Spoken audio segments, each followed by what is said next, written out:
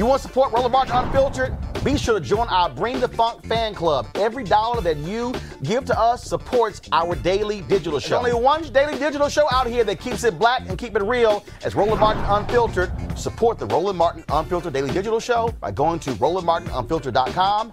You can make this possible. So let me unpack even further, because some of y'all might be saying, I don't understand why so much attention on Colin, because you're saying Kenny Stills, who still is kneeling, got traded from the Miami Dolphins to my Houston Texans. He played Sunday. Eric Reed, who was at the workout Saturday, who flew back in time for his team meetings with the Carolina Panthers. They played the Atlanta Falcons on Sunday. Eric, who also protested, is still in the league. Malcolm Jenkins, Philadelphia Eagles, who protested, still in the league. Michael Bennett protested.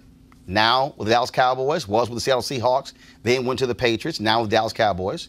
He was protesting until he went to the Cowboys. So you might be saying, I don't understand. Let me go back. Kenny Stills is a wide receiver. Eric Reed is a defensive back. Malcolm Jenkins is a defensive back. Michael Bennett is a defensive end.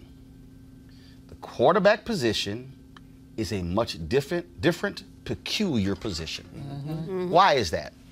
If you had to establish the hierarchy of an NFL team, it really is owner, management, head coach, quarterback.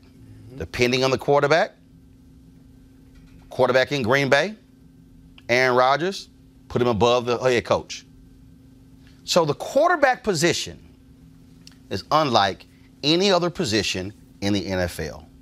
It is the one position closely aligned to ownership.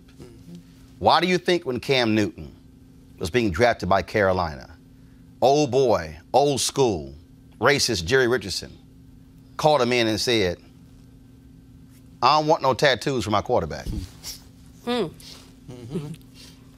Not a wide receiver, not a defensive end, not a linebacker, but my quarterback. Because the quarterback is the premier position in the NFL. Many of you may not recall when the strike took place a couple decades ago. Guess who were the first players to cross the picket line? The quarterbacks. That's what ended the strike. The NFL knows the quarterback is different. I recall Sterling Sharp when he held out with the Green Bay Packers. Who was the quarterback who said, it's time for you to come back to camp? Brett Favre, the quarterback. A few years later, another Green Bay Packers wide receiver did the exact same thing. Brett Favre said the exact same thing. See, the quarterback position is that unique in the NFL. And so the owner knows full well, I can't have a renegade quarterback because that person is aligned with me. So the reason the NFL is so sensitive to what Colin Kaepernick is doing and why they are making an example out of him is because he plays the quarterback position. Let me also remind all of you, what was the one position that was the last holdout for the black athlete? Quarterback. It was the position that we were told we could not play. Even though Grambling, Florida A&M, other HBCUs, they are the originators of the pro offense.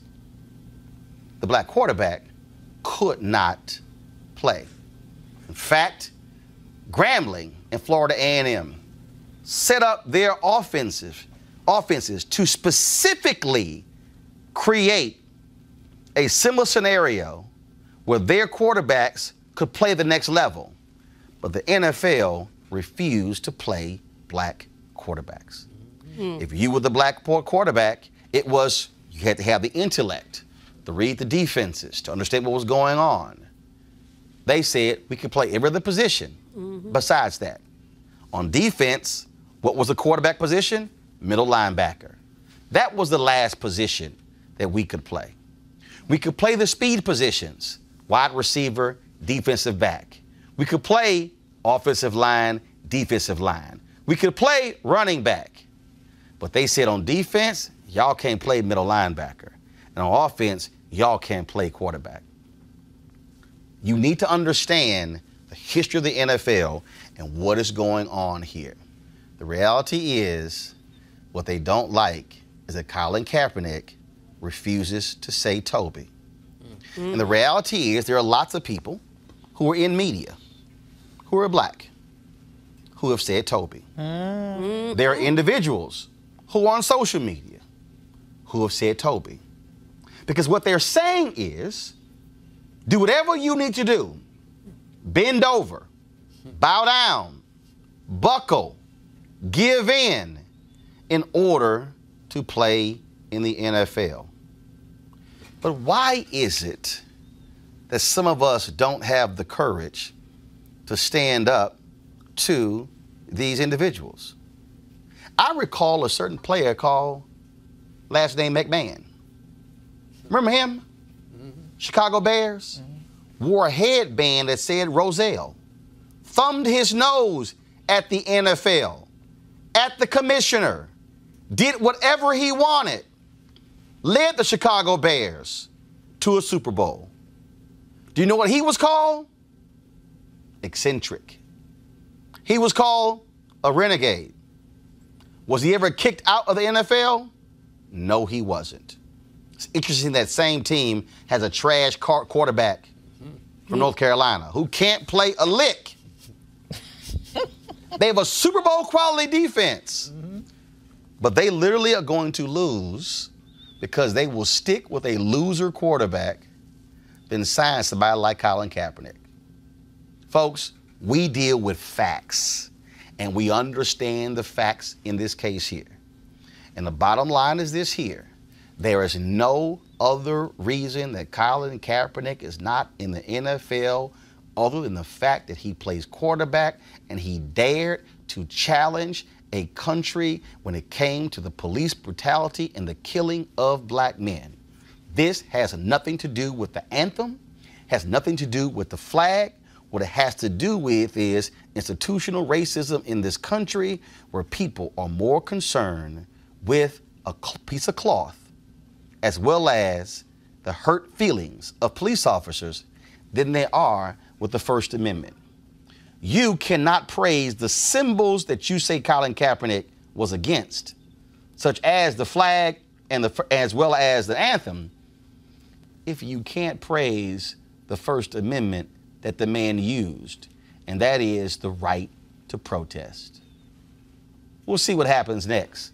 I doubt very seriously that any team is going to call Colin Kaepernick because the last thing they want is Kunta Kinte playing quarterback. All right, folks, back to our Roland Martin Unfiltered video in just one moment. All right, folks, as the marijuana momentum continues, our friends at marijuanastock.org have already reached more than half of their funding goal for the hemp CBD investment. That's right. If you want to take advantage of this great opportunity, you need to do it now because it won't last much longer. If you don't know, I'm talking about the hemp plant, the good cousin to marijuana with a much higher concentration of CBD. That means hemp gives you all the medical benefits of marijuana without getting you high. Now, if you don't know, hemp farming is now legal in the United States, creating one of the largest commodities worldwide. It is an investment opportunity, and that's where the folks at 420 Real Estate come in. Their business model is simple. They buy land that supports hemp CBD grow operations and lease it to licensed, high-paying tenants. That's right, they are hemp CBD landlords. You can get in on the action. As hemp continues to change the economic landscape, 420 Real Estate is allowing you to chase the American dream. The best part, you can invest in this crowdfunding campaign for as little as $200. That's right, $200 up to $10,000. Now, you must do it now before the fund is closed. To invest, go to marijuanastock.org. That's marijuanastock.org. Get in the game and get in the game now. Back to your Roland Martin Unfiltered.